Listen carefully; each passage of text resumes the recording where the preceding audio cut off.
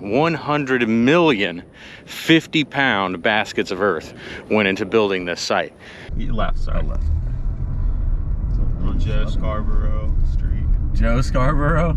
Yeah. I didn't know they were huge fans out here. Well, we love Morning Joe.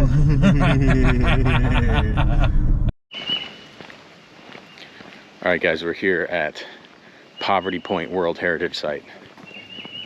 It's a almost 4,000-year-old Native American mound city. So really excited to check it out and show you guys a little bit of it. So let's go. As you can probably see over there in these white posts is a recreation of a wood hinge. It's basically a calendar that Native people would have been using to keep track of the seasons of the year.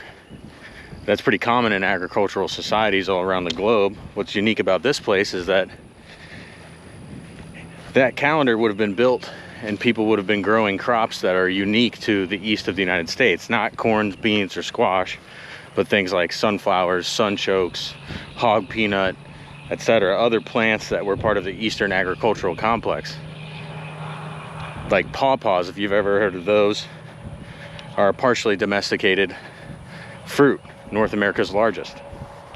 And that dates back to this era when people were cultivating plants that were native to this region. Later was supplanted by corn, beans, and squash. But kind of interesting. So behind me, guys, is one of the mounds here that was actually built by a later culture, because this site is so old, 4,000 years old, about as old as the pyramids are in that time frame. And people would come back and re-inhabit the site. So the mound you see behind me is actually still 1,000 years old and was built about the time of Cahokia. But we are closer to this mound being built than this mound is to the rest of what we're going to see being built. So there's large timescales involved here. And that's what's so impressive about it, is that there really was an ancient civilization in North America. It's just been kind of intentionally forgotten. You know, these mounds, there's still hundreds of sites that still exist today, but many have been demolished in areas that have become our cities, right? They were once ancient cities, now they're modern cities. And we just kind of paved right over it. Says a lot. So you can imagine these tall ass 30-foot trees buried in the ground here in this circular pattern. Well, it's an really easy way to track the time of the year and know when to plant, and, you know, for your ceremonies and your whatnots, holidays, Groundhog Day. So there you all, that Stonehenge is in the middle of a gigantic semicircle of ridged mounds.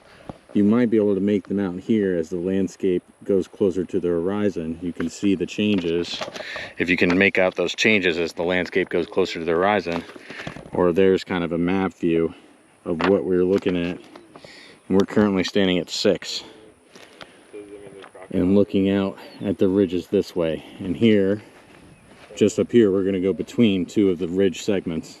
So we're going to walk between these two ridge segments here, and you can really see how massive this site was. And for at the time, for close to 2000 BC in North America, this would have been like a metropolis. I mean, just the problems of modern life, trying to solve those problems: sewage, food, resources, etc.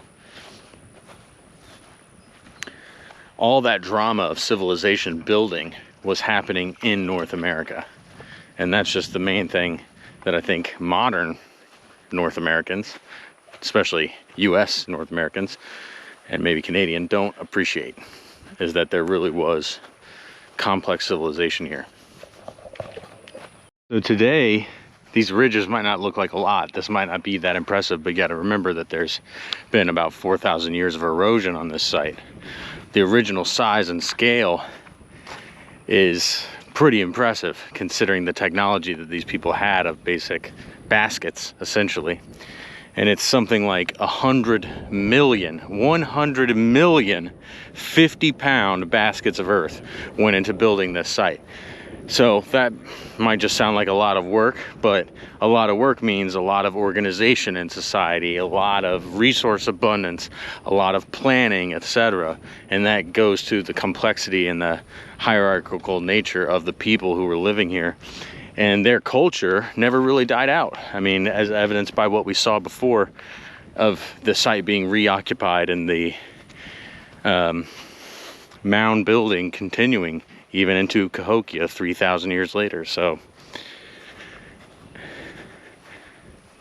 and this mound coming up is really big. It's exciting. Something that kind of highlights the challenges of learning about these ancient North American civilization is this mound here you can see behind me. That archaeologists weren't even sure it was a mound until about the 1990s. Which might seem not unreasonable, you know, it's just a small hill. That could be in any field or anything. But this small hill is next to this. So next to that giant mound is this small mound, and we can't be sure that it's even intentional. So if you project that across all of North America, and we know mound sites range from Minnesota down to New Orleans, from west Arkansas, east into Georgia, there's a lot. There's a whole lot. And a lot of it's just been erased, intentionally forgotten. But at least, you know, in places like this where it's undeniable, the size of this mound is really incredible. So this mound, Mound A, or the bird effigy mound, is the largest mound built by North American people for 2,000 years. Just think about that. Our country's been around for 200. This one was the biggest for 2,000 until it was surpassed by Monk's Mound in Cahokia. And I say bird effigy mound because there's some debate about whether or not it's shaped like a bird in flight, which, if it is, that's really impressive that it's this large of an effigy mound. Absolutely massive. Very impressed by this thing. And you know, if it impresses me, it probably impressed the hell out of people 4,000 years ago. I mean, absolutely massive earthwork.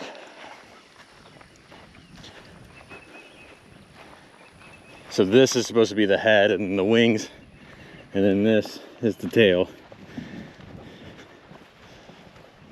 I'm not sure I buy it, honestly, but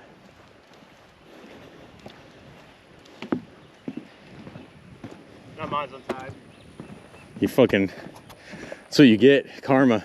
The only person who knows how to tie a shoe. You can tell me my shoe's untied, just not in front of Thomas. I think it's these fucking laces. It is the laces on the Merrills. Thank you. Thank you, Clinton. You got those same laces on some pins that's never been untied in the entire Thank you. career of me. I feel so validated right now. I'm glad I got that on camera. I'm showing this to the Here we are, guys. We're at the top of Mound A, the bird effigy mound, and it's quite a view. You can imagine if the site was cleared, you'd be able to see the ridges all this way with, you know, houses on top of them.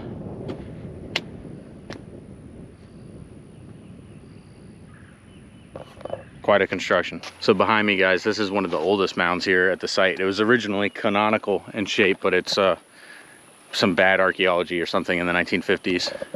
But it's one of the oldest ones. And it really is impressive when you consider the length of time that people occupied and built here. And like I said, the continuation of this culture into the future over thousands and thousands of years, up into the arrival of Europeans and men like Hernando de Soto, who was really the only account we have of this civilization that's still recorded. That's crazy.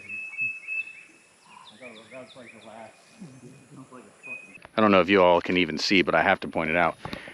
This is one end of the ridge mound complex, just right there. And it goes all the way across the landscape to where past this tree line we can't even see it anymore. So we're standing kind of in the middle of this plaza, and it's really, really impressive. And their channels between the ridges also have special alignments, and were probably used ceremonially or just practically.